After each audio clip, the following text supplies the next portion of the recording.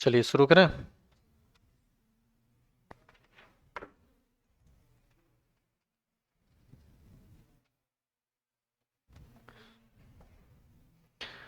आज जो भी पढ़ाएंगे वो ऑलमोस्ट लिखा हुआ है। ठीक है, आप उसको देखिए। हिंदी मीडियम में ही पढ़ा है, लेकिन अस लैंग्वेज ज़्यादा है नहीं, तो आप देखिए इधर।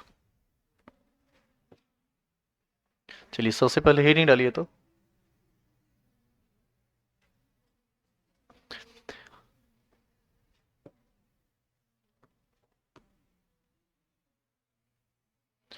हेडिंग डालेंगे pH of solution of weak monobasic acid.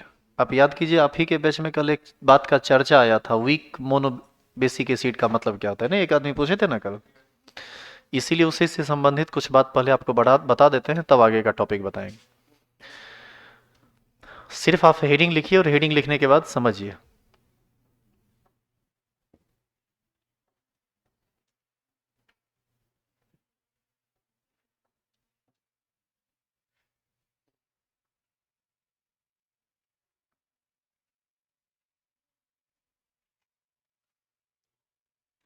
क्या हेडिंग पूरा हुआ?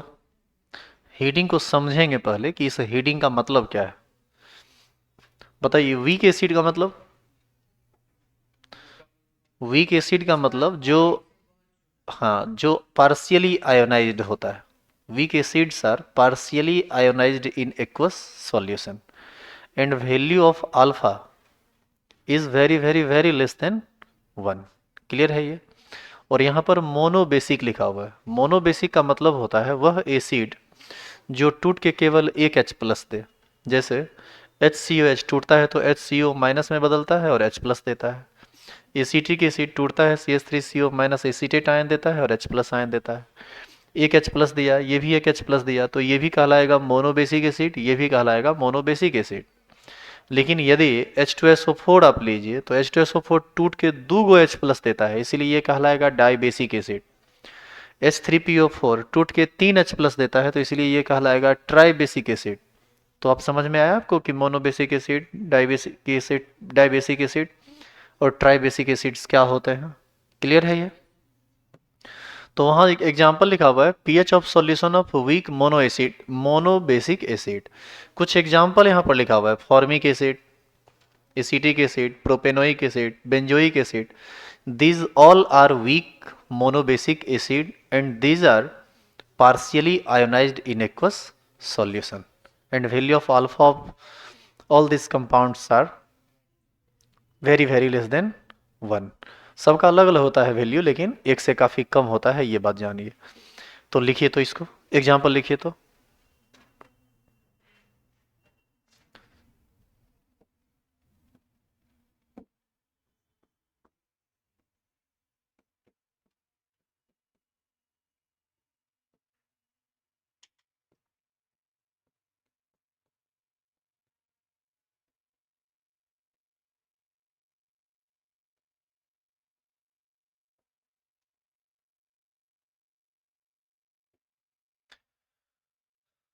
एग्जाम्पल लिखा हुआ है और लिखा हुआ है कि weak acids are partially ionised in aqueous solution. और दूसरी बात, इसके अल्फा का वैल्यू एक से बहुत बहुत बहुत कम होता है। और सच्चाई तो यह है कि ये इतना कम होता है कि आप इसके अल्फा का वैल्यू एक की तुलना में नेग्लेक्ट कर सकते हैं। और ये सब बात आप पहले से जान रहे हैं।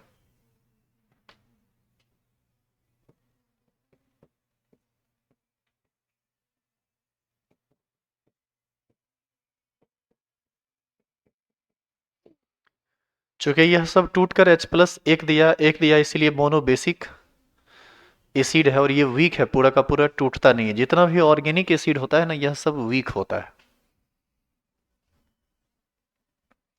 जैसे कार्बोक्सिलिक एसिड फंक्शनल ग्रुप से संबंधित जितना भी एसिड है, सब ऑर्गेनिक एसिड है। और जितने भी ऑर्गेनिक एसिड होते हैं, यह सब के सब वीक एसिड होते हैं, पूर्ण रूप से टूटता नहीं है। और आप यह भी याद कीजिए, जो पूर्ण रूप से टूटता नहीं है वो रिवर्सिबल रिएक्शन करता है, रिवर्सिबल होता है उसका आयोनाइजेशन। और यदि ये रिवर्सिबल है तो हम लोग बताइए इसके लिए इक्विलिब्रियम कांस्टेंट निकाल सकते हैं कि नहीं निकाल सकते हैं? तो आगे के स्लाइड में हम लोग यही काम करने वाले हैं। पहुंचिए पहले यहाँ तक।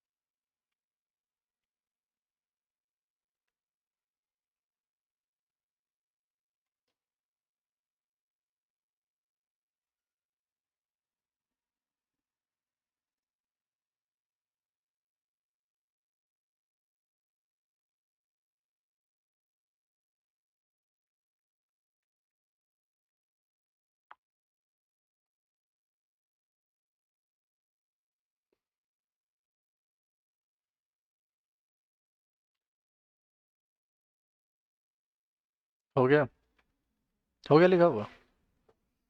अब इसमें से किसी एक एसिड को हम लेंगे और इस एसिड के लिए इक्विलिब्रियम कांस्टेंट के वैल्यू को निकालने का प्रयास करेंगे।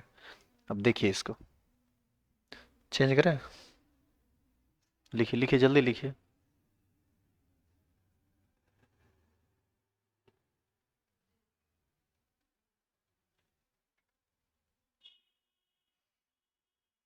अच्छा ये बताइए, ये अपने आप टूट जाएगा या पानी में डालेंगे तब टूटेगा? पानी में डालेंगे तब टूटेगा यार। इलेक्ट्रोलाइट तो वही चीज होता है जो पानी में डालने के बाद टूटता है। तो पानी में डालने के बाद जब ये टूटता है तो इसके आयोनाइजेशन को हम तीन तरह से दिखा सकते हैं। आप याद कीजिए पहले क्लास में ये बात बताए थे कि वीक इलेक्ट्रोलाइट के आयोनाइजेशन को तीन तरीके से दिखाया जाता है। तो आप यहां देखेंगे,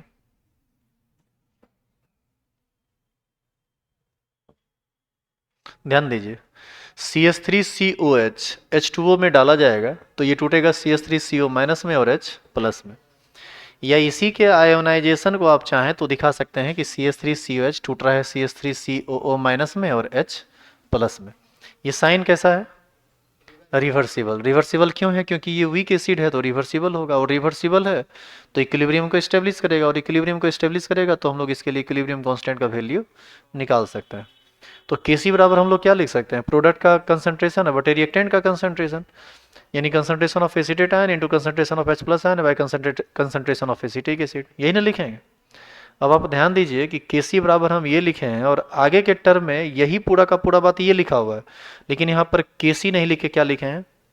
Ka। तो सुनिए, जो Kc है वही Ka है।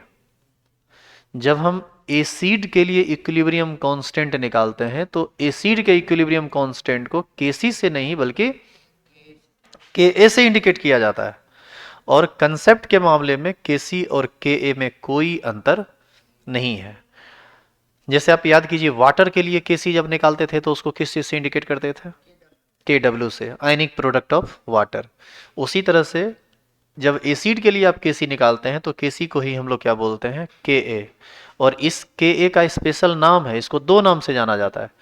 इसको हम लोग बोलते हैं डिसोसिएशन कांस्टेंट ऑफ एसिड, और नहीं तो इसको बोला जाता है आयोनाइजेशन कांस्टेंट ऑफ एसिड। इसीलिए साइड में लिखा हुआ है Ka इज इक्वल टू, के को क्या पढ़ेंगे? वेयर Ka इज, क्या है ये? आयोनाइजेशन कांस्टेंट ऑफ एसिड, या इसी को हम कह सकते हैं dissociation constant of acid. Clear है ये? तो आपको लगा कि कोई नया बात है इसमें? खाली एक को केसी को ही हम के ए कहेंगे जब हम किसी वीक एसिड के इक्विलिब्रियम कांस्टेंट को निकाल रहे होंगे तब। क्लियर है ये? अब मान लीजिए कि आप सुनिएगा ध्यान से। अब आप आगे जब कभी पढ़िएगा तो कभी आपको मिलेगा एसिड कांस्टेंट इतना है, कहीं भी लिखा हुआ मिले ना एसिड कांस्टेंट तो उसका मतलब समझ लीजिए वो क्या है? Ka। यदि आपको आयोनाइजेशन कांस्टेंट ऑफ एसिड मिले, आपको डिसोसिएशन कांस्टेंट ऑफ एसिड मिले, आपको एसिड कांस्टेंट मिले, ये सब किस चीज को इंडिकेट करता है? Equilibrium constant of, equilibrium constant of ionisation of weak acid. Clear है ये? उतारिए तो पूरा बोर्ड,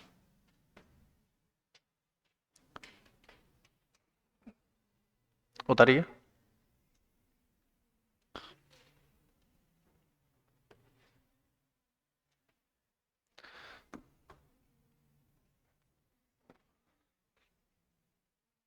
इसी का एक और नाम है जो हम यहाँ लिख देते हैं, इंग्लिश में इसी को हम लोग एसिड कांस्टेंट भी बोलते हैं। तो आप ऊपर से लिखते हुए, सुनिएगा ध्यान से, ऊपर से लिखते हुए नीचे तक यहाँ तक आइए, और यहाँ के बाद आप इसके नीचे में लिखिएगा, साइड में मत लिखिएगा, हमारे पास जगह नहीं था तो हम ऐसा किए। वेयर के ए बराबर इस तीन नाम से जाना जाएगा ये के ए, और ध्यान रहे कि के ए और के सी में कोई अंतर नहीं है, सब एक ही बात है।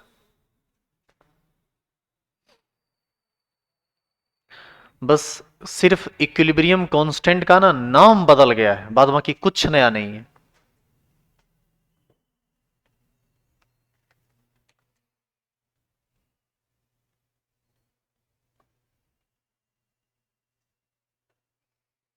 अच्छा गुड मॉर्निंग बोल रहे हैं बहुत सारे लोग, चलो गुड मॉर्निंग। आप लोग को भी, जो क्लास में हैं और जो मोबाइल में है।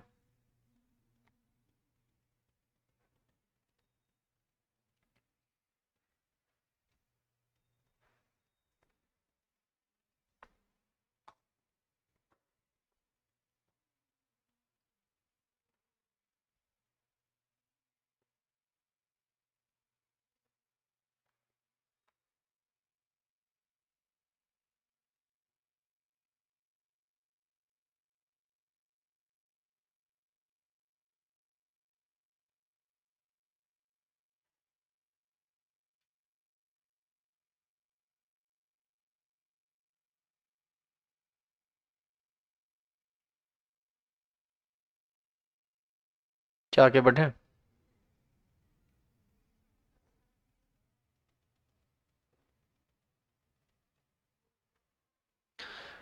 Ionisation constant of acid, dissociation constant of acid या एसिड कांस्टेंट, ये सब एक ही चीज है। आप के ए ही समझेंगे सबको।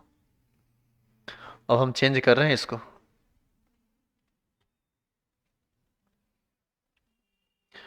आगे भी जो बातें लिखी हुई है वो सब आसान है, बहुत इजी है, आप आराम से इसको समझ सकते हैं। लास्ट में हम बताएंगे कि इतना बात जो हम कर रहे हैं इसके पीछे का रीजन क्या है। चेंज कर दूं इसे? चलो देखो यहाँ,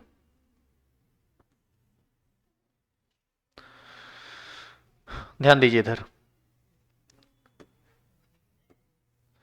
अरे, हल्ला गुल्ला करेगी।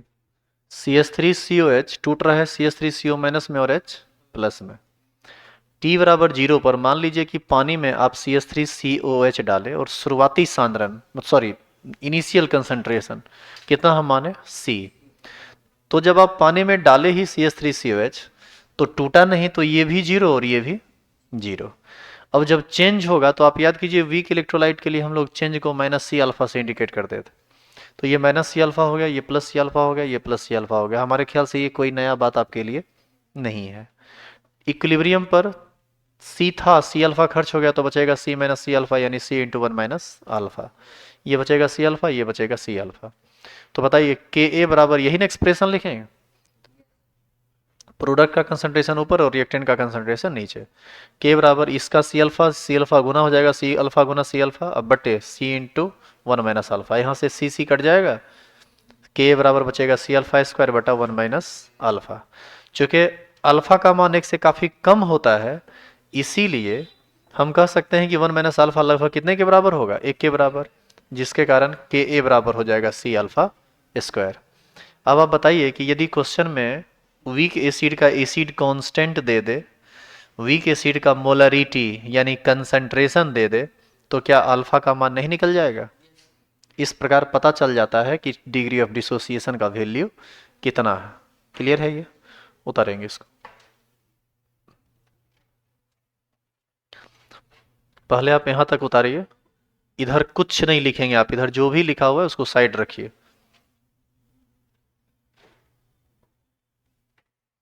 आप पहले यहां से लेकर यहां तक पूरा उतारिए।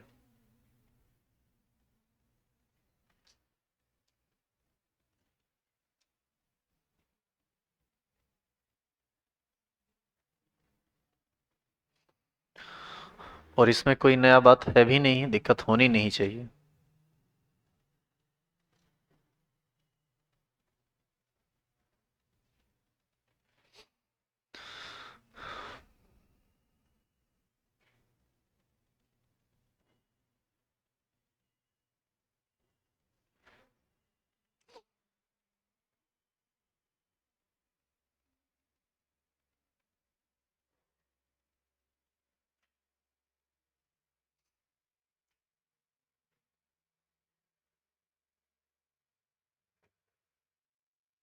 इस फॉर्मूला तक पहुंचेंगे, के बराबर सी अल्फा स्क्वायर तक।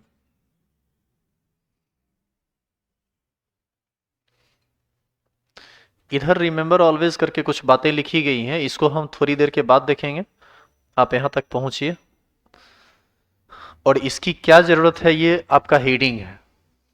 हेडिंग में अभी हम लोग अल्फा निकालने का फॉर्मूला थोड़े पढ़ रहे थे, हेडिंग में क्या क्या पढ़ना है, pH of weak monobasic acid, आप वीक मोनो एसिडिक एसिड का पीएच निकालना चाहते हैं, अभी तो आप अल्फा ही निकाले हैं।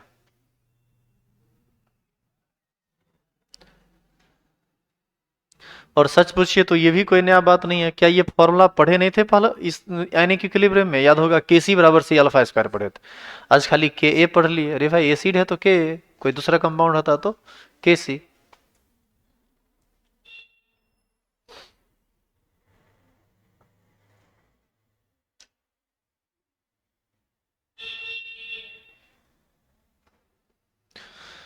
हो गया लिखा हुआ।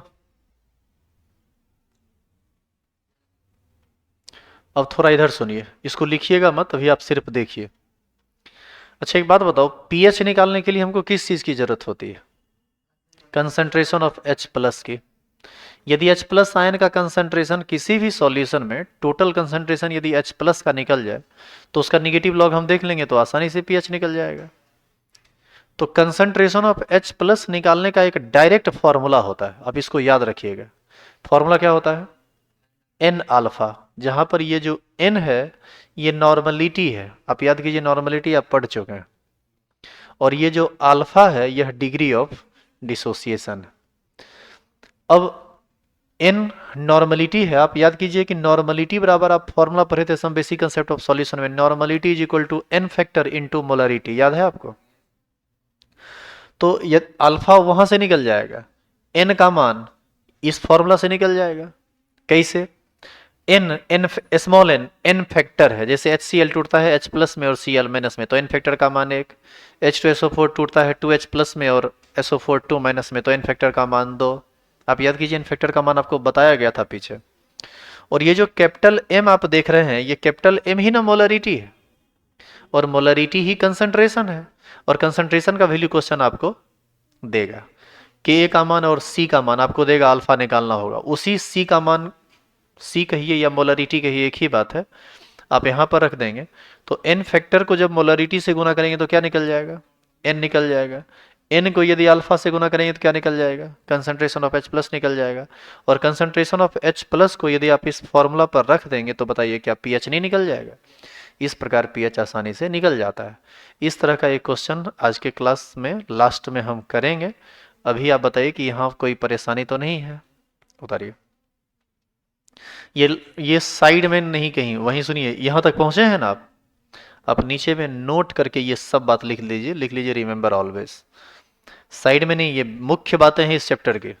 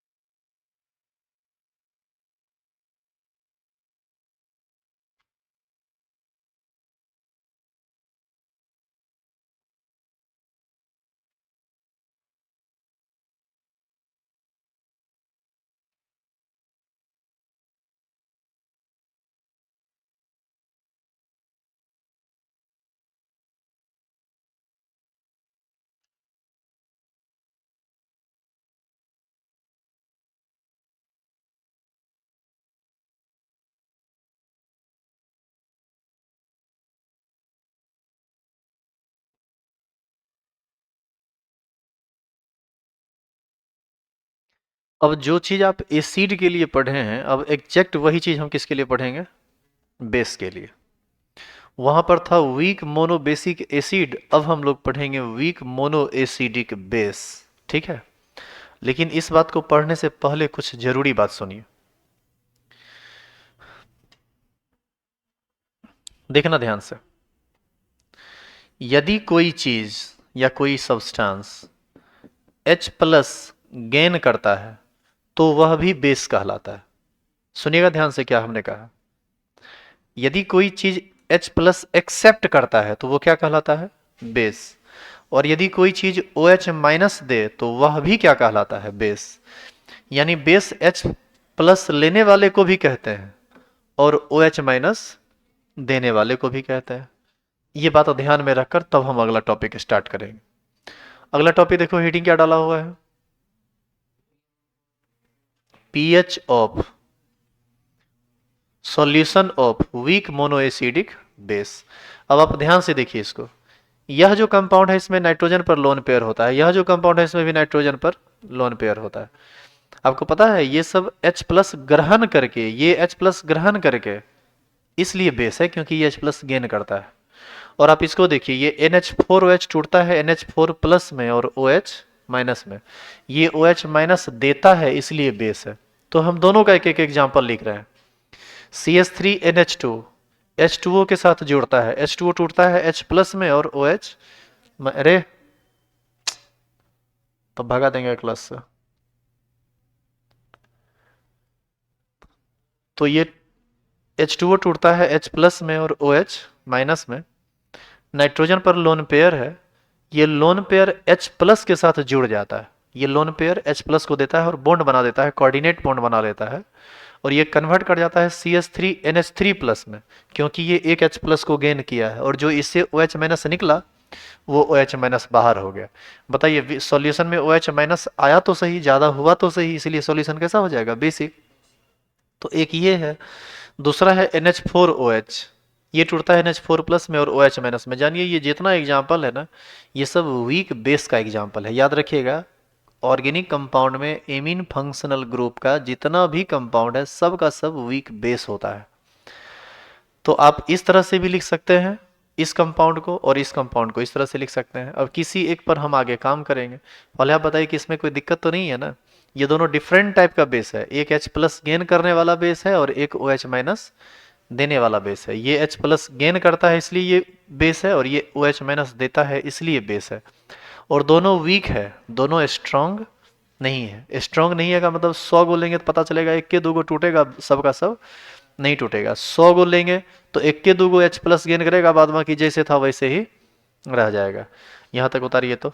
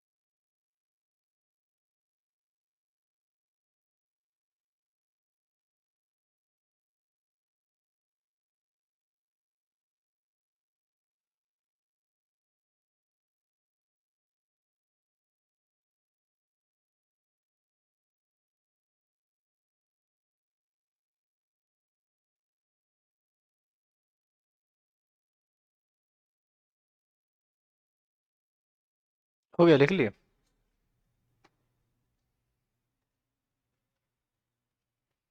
अब इसके लिए भी फिर से वही काम करेंगे। इसके लिए सुनो, इसके लिए केसी का मान निकालेंगे। केसी को ही इस बार हम के ए नहीं कहेंगे, क्या बोलेंगे, के बी, क्योंकि ये बेस है। उसको बोला जाएगा बेस कांस्टेंट या आयनाइजेशन कांस्टेंट ऑफ बेस या डिसोसिएशन कांस्टेंट ऑफ बेस। देखिए वो सारी बातें यहाँ पर लिखी हुई है। ये उर्दू लिखा हुआ है, इसको मिटा देता है। हाँ कभी कभी लिखते हैं। तुम्हारे भाई को ही समझा रहे थे तो उर्दू लिखे थे। उसका अक्षर बहुत खराब होता है, उसी को कुछ समझा रहे थे। लिखे तो जो बातें अभी बोर्ड पर हैं उसको हमारे ख्याल से समझाने की कोई ज़रूरत नहीं है, और यदि समझाने की ज़रूरत पड़ गई तो समझिए आप बकलोल है। और ऐसे लोगों को केमिस्ट्री पढ़ने का कोई अधिकार क्या नहीं है। इतना बकलोल रहिएगा तब नहीं पढ़ पाइएगा केमिस्ट्री। बशर्ते कि आप रेगुलर हैं, आप सारे वीडियो को देख रहे हैं या आप क्लास में कर रहे हैं, तभी पॉसिबल है।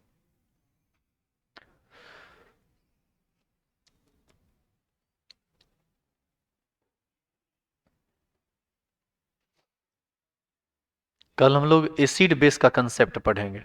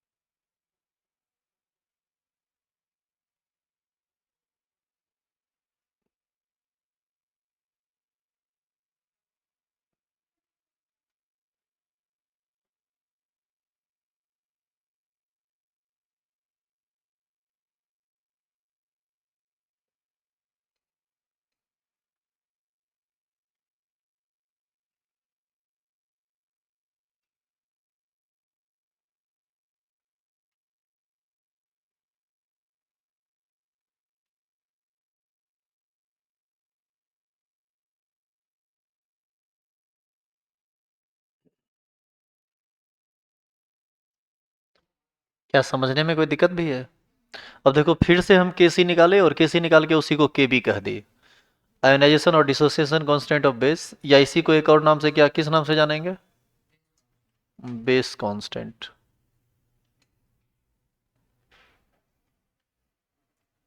अब लिखिए अगेन।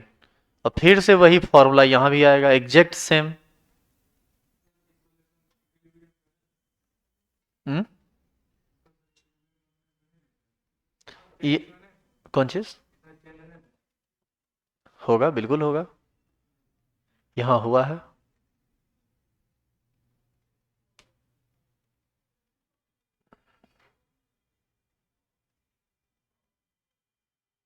देखा, इसीलिए ना वहाँ अगेन लिख के छोड़ा हुआ है। यहाँ जो अगेन लिख के छोड़ा हुआ है वही सब न होगा। अभी तो खाली हम केसी को ही केबी कहेंगे ये बता रहे थे। अब आगे लिखिए अगेन, अब फिर से वही सब काम कीजिए। चेंज कर देना इसको। लिखिए।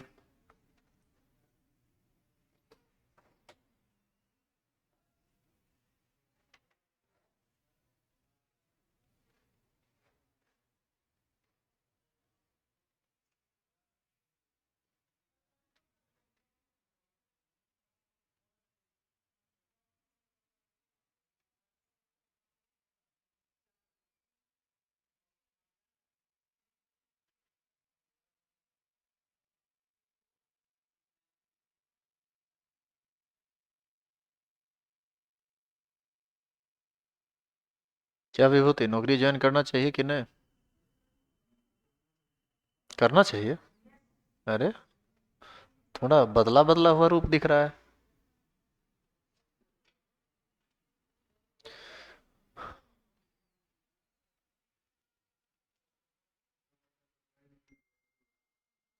वैल्यू है ना सरकारी नौकरी का। सरकारी नौकरी का वैल्यू शादी से पहले होता है, शादी के बाद नहीं। सही कह रहे हैं।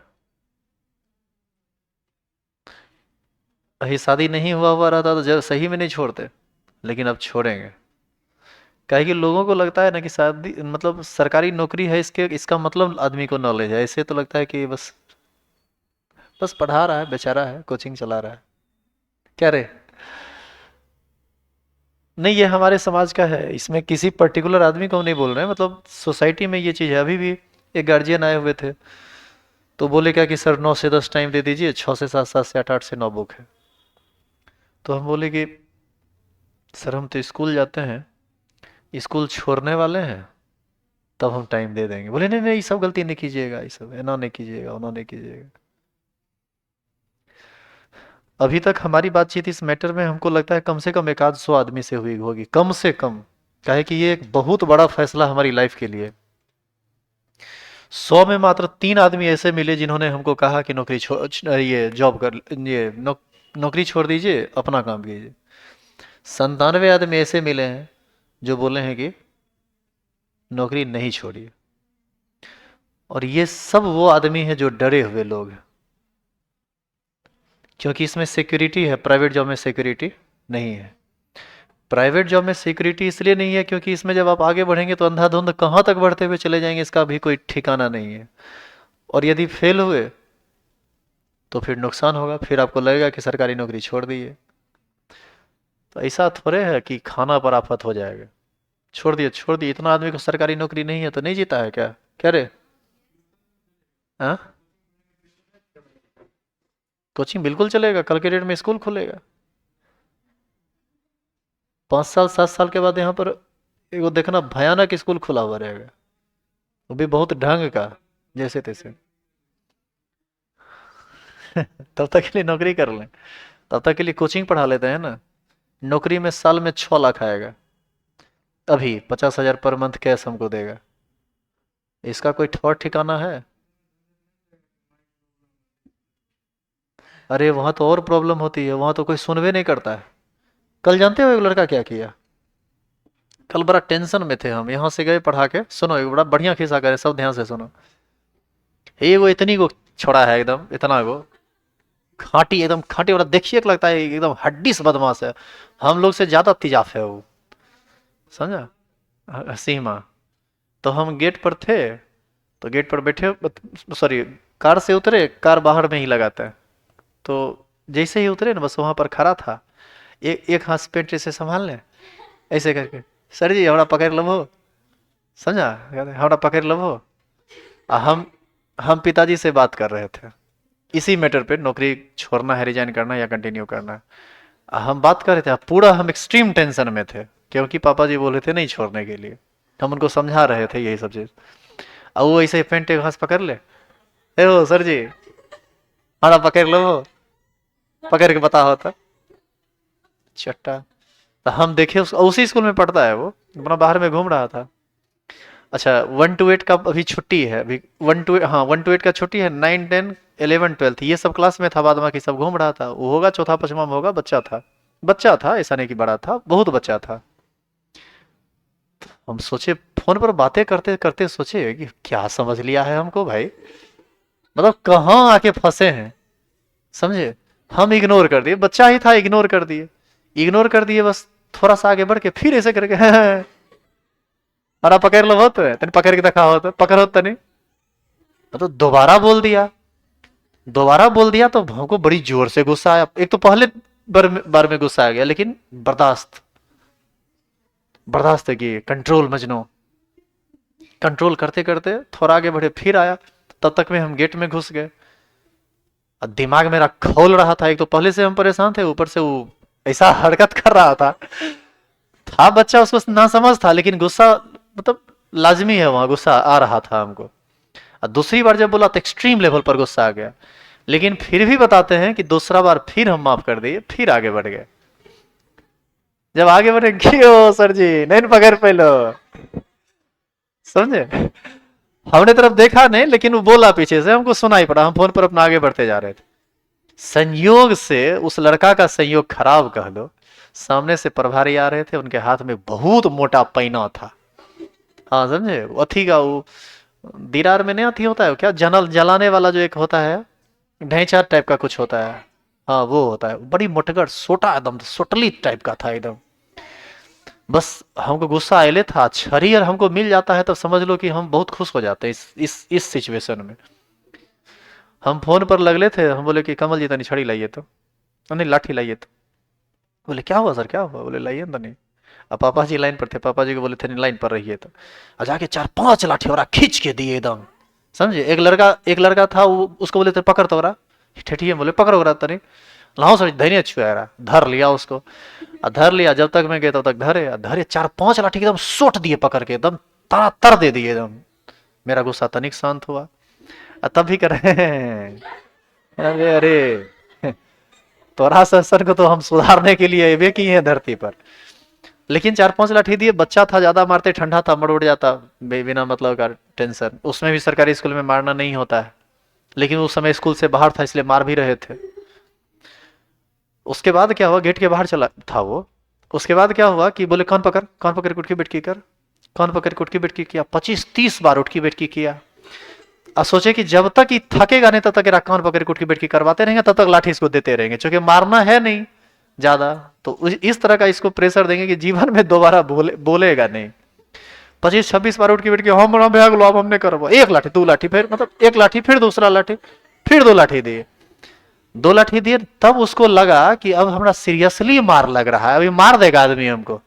तब बड़ी जोर जोर से रोना स्टार्ट किया, 2 लाठी मार के एकदम रिंगा के भगा दिए उसको। मतलब उसके बाद बोले कि जीवन में दोबारा अब तो बोलेगा थोड़े, कि था बच्चा हालांकि, लेकिन देखिए एक चीज समझिए, जनरली हम बच्चा उच्चा को नहीं मारते हैं, बहुत जो छोटा बच्चा है उसको तो कभी नहीं मारते हैं। बच्चा के साथ मेरा अलग लेवल का लगाव रहता है, चाहे बच्चा किसी का भी हो, बहुत प्यारा लगता है हमको, जानवर का बच्चा, आदमी का बच्चा, कुत्ता बिलाई का बच्चा, सब हमको अच्छा लगता है, तो मतलब दुलार प्यार से ही बोलते हैं। लेकिन अनजाति एकादगो जो होता है इस सब टाइप का, जो एकदम एकदम वैरायटी है, एकदम निट्ठा, ये सब टाइप को एक आध बार न डैमेज करना जरूरी होता है। यदि नहीं डैमेज करेंगे ना तो कल के डेट में हमारा जो छुआ छुई खेलने लगेगा, तो छुई के भाई गलियो आए, मतलब अजीब यार, कहाँ मतलब कभी कभी इतना फ्रस्ट्रेट होते हैं, लगता है कि कौन काम करने के लिए आ गए हैं, क्या करने आ गए।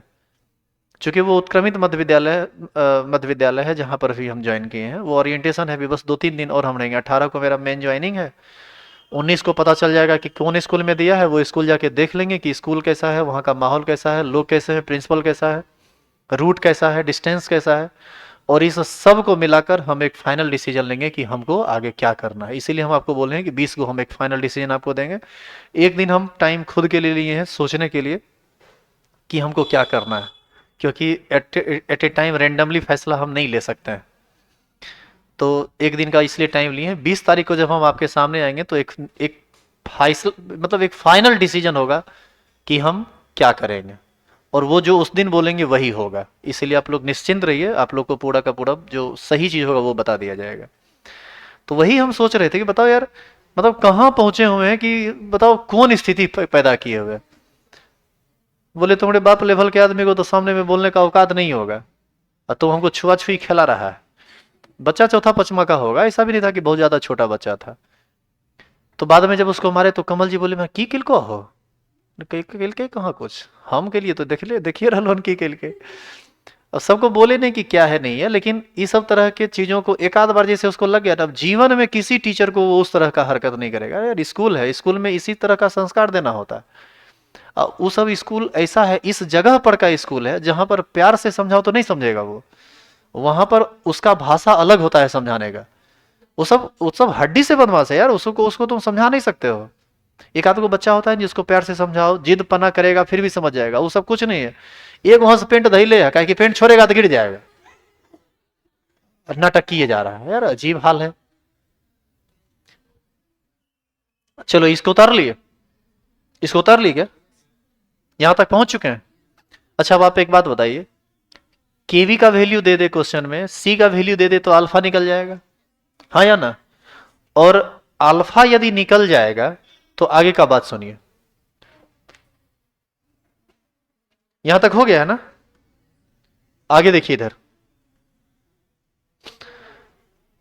Concentration of O H minus बराबर होता है n alpha, concentration of H plus बराबर भी होता है एन अल्फा, और concentration of O H minus बराबर भी क्या होता है, एन अल्फा।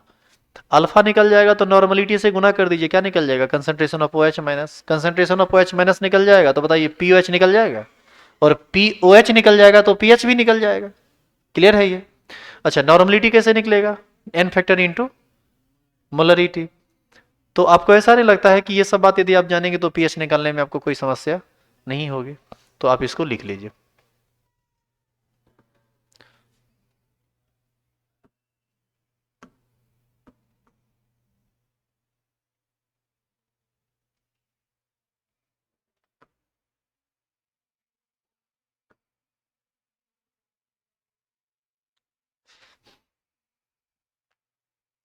पटना में जहाँ हम रहते थे चाचा जी के साथ, वो पीएमसीएच में डॉक्टर थे, और रात उनसे बात हुई। पापा जी बोले कि एक बार उनसे बात कर लो कि क्या नहीं है, हमको उतना समझ में अब नहीं आ रहा है, समझ में हमको भी नहीं आ रहा है।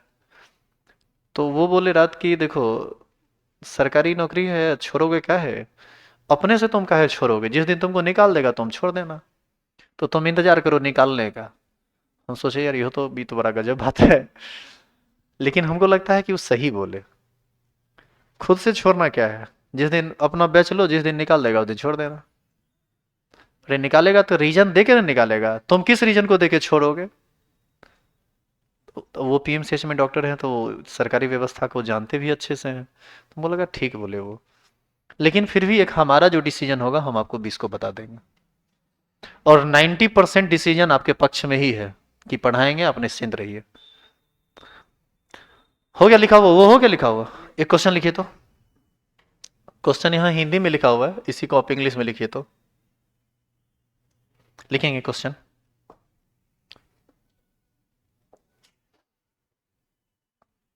लिखेंगे calculate degree of dissociation, calculate degree of dissociation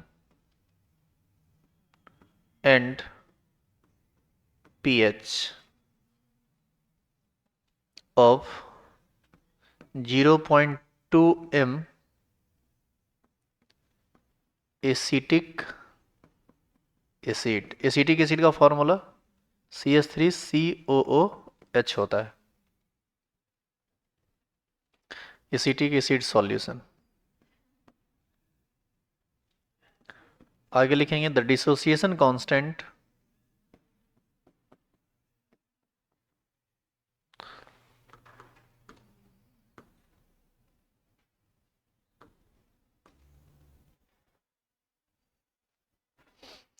the dissociation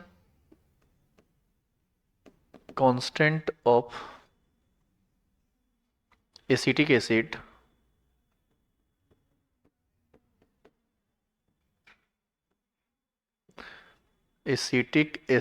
is 1.8 into 10 to the power minus 5।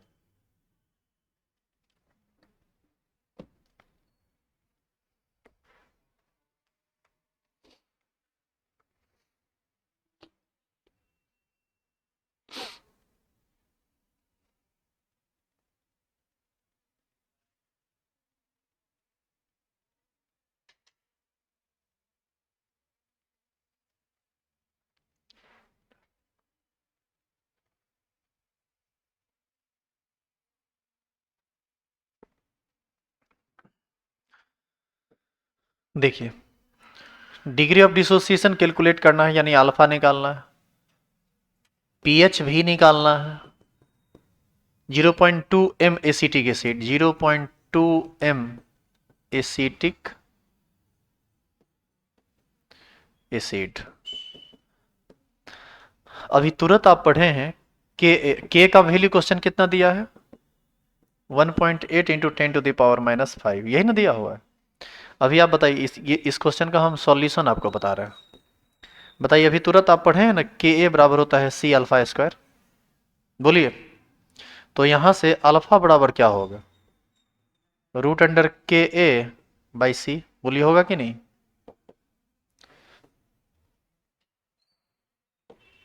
अब बताओ अल्फा बराबर रूट अंडर के का वैल्यू कितना है, 1.8 into 10 to the power minus 5, और सी का मतलब मोलरिटी।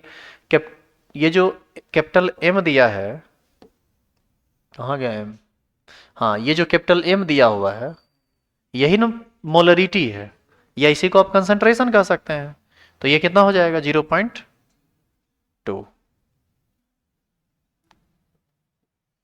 लिखते जाओ साथ साथ, लिखते जा रहे हैं साथ साथ, लिखते जाइए तो।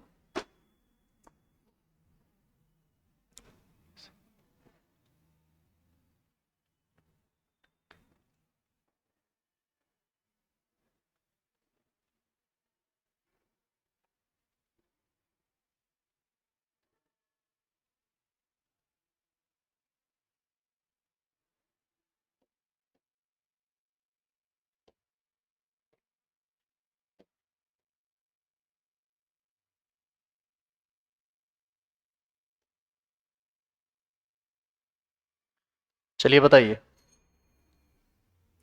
अल्फा बराबर, ये डिसिमल से डिसिमल हटेगा, 9 2 18 कटेगा, ये क्या बच जाएगा, √9 इंटू 10⁻⁻5। क्या जी ठीक है? हम इसको लिख सकते हैं alpha is equal to √3 into 10⁻²इंटू 10⁻2 इंटू 10⁻1, ऐसा लिख सकते हैं। क्यों लिखे ऐसा? रूट के अंदर एक ही चीज दो बार आएगा तो उसको बाहर कर सकते हैं। क्या क्या बाहर आएगा बताओ? 3 इंटू 10⁻² बाहर आ जाएगा, और बच क्या जाएगा, √10⁻1। बताइए अल्फा बराबर हम इसको लिख सकते हैं 3, अच्छा इसको 3/100 लिख दें, बोलो लिख सकते हैं कि नहीं? और गुना, अच्छा इसको बताओ तो लिख सकते हैं √1/10, बोलिए हाँ या ना। अल्फा बराबर लिख सकते हैं 3/100, एक इसको लिख सकते हैं √1/10, एक का रूट एक ही ना होगा, अरे बोलेगा 3/10 गुना ये कितना, एक, अब बटा √10 का वैल्यू, ये 3 दशमलव आपको आ जाएगा कितना, अच्छा ये 100 होगा। ठीक है, अब ठीक है, अब बताइए यहां से अल्फा का वैल्यू निकल जाएगा, अल्फा बराबर क्या हो जाएगा, 3/317। देखिए भाग देखिए निकालिए तो कितना आता है,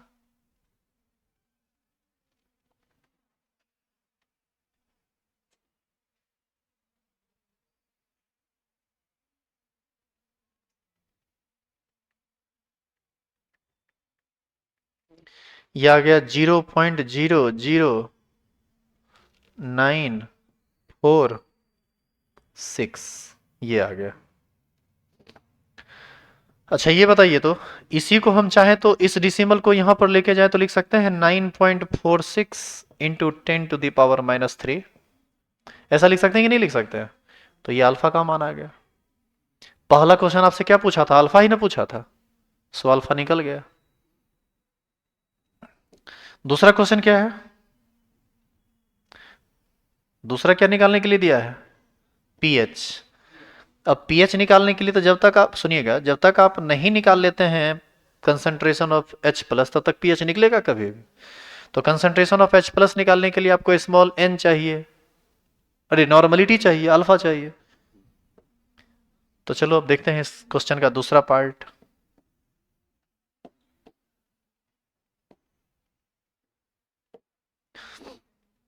कंसंट्रेशन ऑफ H प्लस बराबर होता है n, क्या होता है, n अल्फा, यही ना होता है। सुनिएगा ध्यान से, इधर देखो, एसिटिक एसिड केवल एक H प्लस देता है, जिसके कारण एसिटिक एसिड का n फैक्टर 1 होगा, और n फैक्टर यदि 1 होगा तो नॉर्मलिटी बराबर होता है n इंटू एम, तो यहां पर एक रख देंगे तो बताओ नॉर्मलिटी इंटू मोलरिटी, तो नॉर्मलिटी बराबर क्या हो जाएगा, मोलरिटी। तो जो मोलरिटी होगा वही नॉर्मलिटी होगा, समझ में आया ये बात? तो कंसंट्रेशन ऑफ H प्लस बराबर हम लोग लिख सकते हैं n into m into alpha, लिख सकते हैं कि नहीं? रे बोलेगा रे, तो n का मान 1, m का मान 0.2, अल्फा का मान क्वेश्चन में भी तुरंत आप निकाल चुके हैं, 9.46 इंटू 10⁻⁻3। आप इसको गुना कर दीजिए, ये कितना हो जाएगा, गुना करके बताइए, बताइए कितना होगा।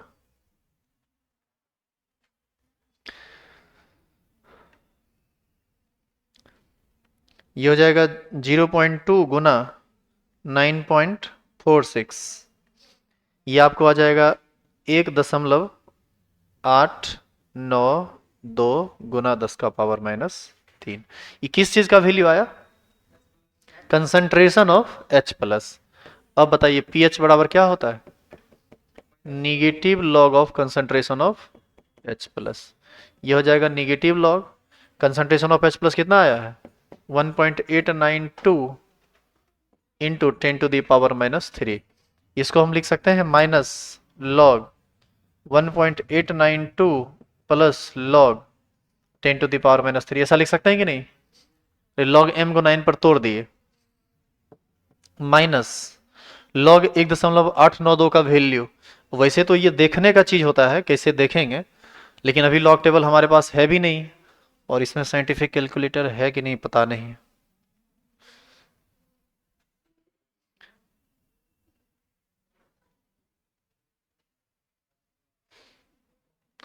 हाँ है, इसमें तो बड़ी बड़का बड़का वो कैलकुलेटर है।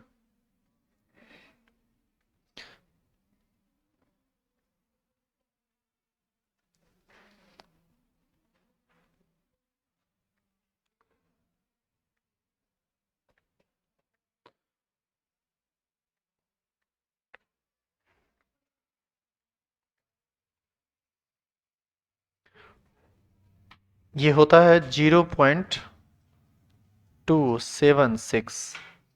अच्छा इसको लिख दें -3। बोलो इसको, अरे सुनो इधर, लॉग 1.892 का वैल्यू इतना होता है, ठीक है? ये हम बताएंगे, देखना बाद में तुमको।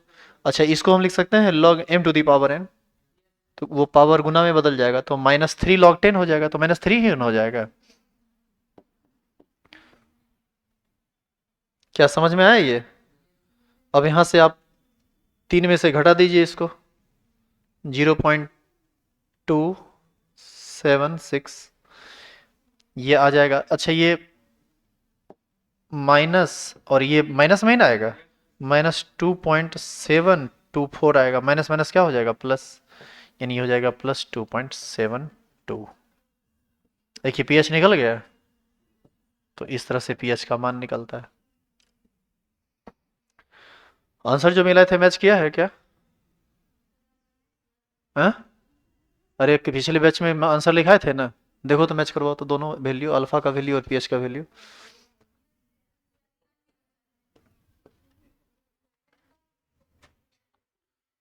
अल्फा का वैल्यू यहाँ लिखा हुआ है, pH का वैल्यू यहाँ लिखा हुआ है, एक बार देख लीजिए। आप लोग बैठे तो कुछ फायदा हो गया आप लोग को? जो घर से बोले थे बनाने वो यहीं पर आप उतार ले, छाप लिए होंगे। छापे नहीं है लेकिन हो गया। समझ में आया कि कैसे कैसे हुआ? आप लोग को बताइए, समझ में आया? तो नेक्स्ट क्लास में हम लोग सुनेंगे ध्यान से, नेक्स्ट क्लास में हम लोग एसिड और बेस के बारे में डिटेल में जानेंगे।